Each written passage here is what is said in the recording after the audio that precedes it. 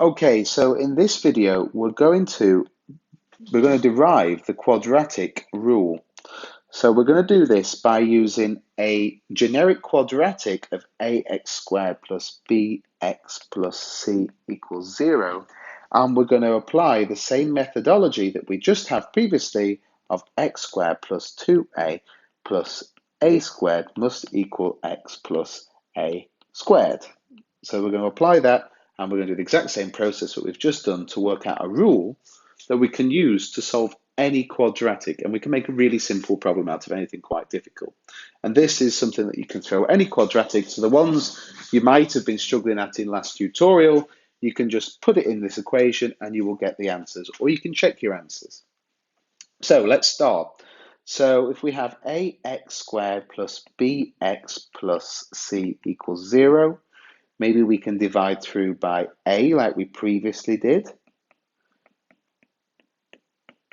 Okay, and then we can move this c to the other side, plus bx over a equals negative c over a. We want to work out our little a from here. So 2a would equal b over a, so a would equal b over 2a, right? So we say that x squared plus bx over a plus b over 2a squared equals minus c over a plus b over 2a squared.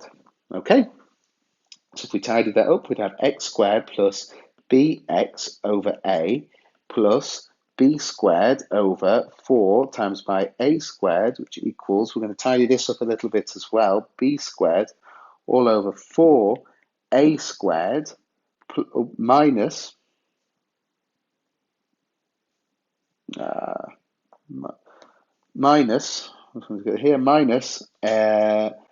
c over a. Okay, so we can now get rid of this because we know what it is in its different form, and we can tidy it up to say that x plus b over a 2a squared equals b squared over 4a squared minus c over a. Okay, so now we can begin to tidy this up even more. So what do we have here?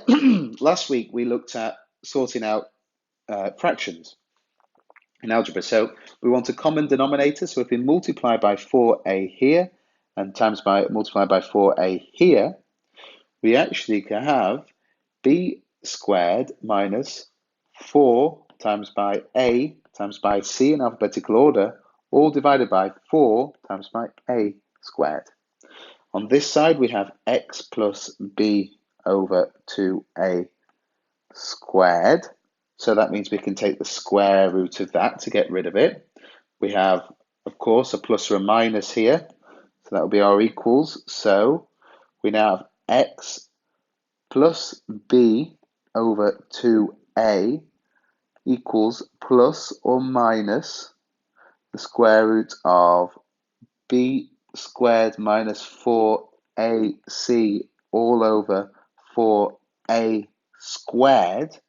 But actually, we could square root that and just neaten it up a little bit. So we have x plus b over 2a equals plus or minus the square root of b squared minus 4ac all over square root of 4 is 2, square root of a squared is a.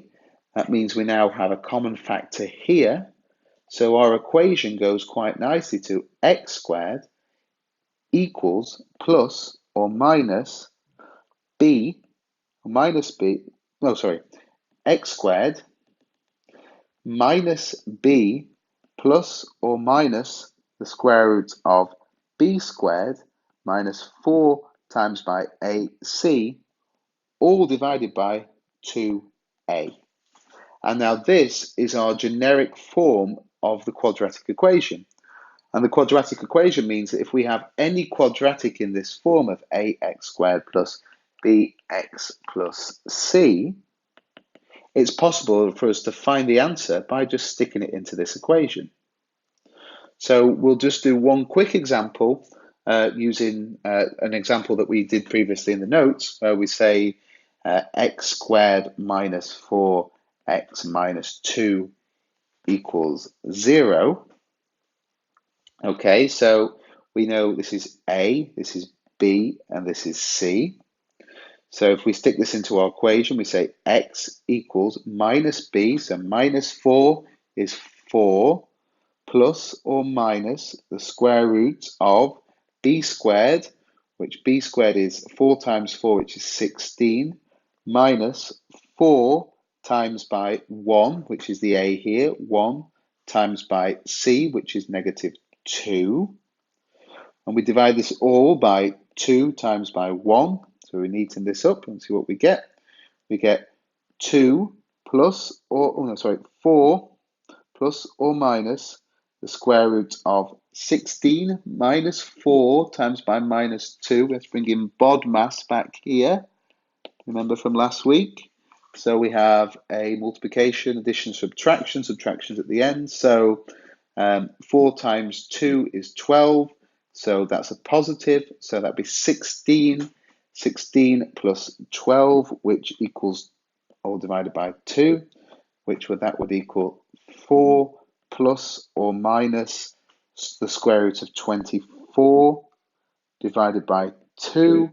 And then we can just tidy this up by saying, well, 4 divided by 2 is 2, plus or minus. So if we take the square of, if we square 2 now, on this side, we can say that would be the square root of 24 divided by the square root of 4, and that would give us the answer of 2 plus or minus the square root of 6, which is the answer we got in the previous lecture. So that is how you can derive and use the quadratic rule.